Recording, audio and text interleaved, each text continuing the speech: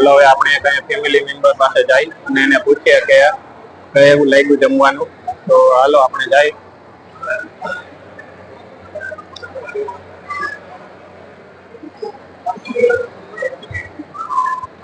આપણે હરેશ કાકા હે.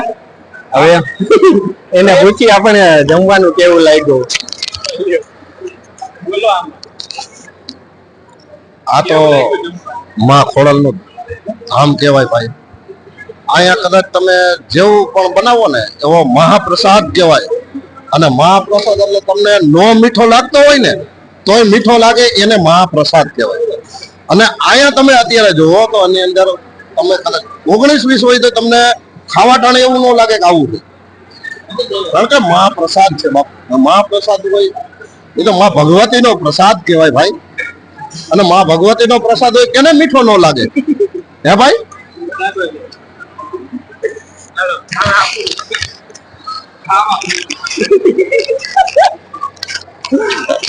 હાલો તો હવે આપણે જાય. તમને કોમેન્ટ કરજો કે તમને પણ આ જમવાનું કેવું લાગ્યું.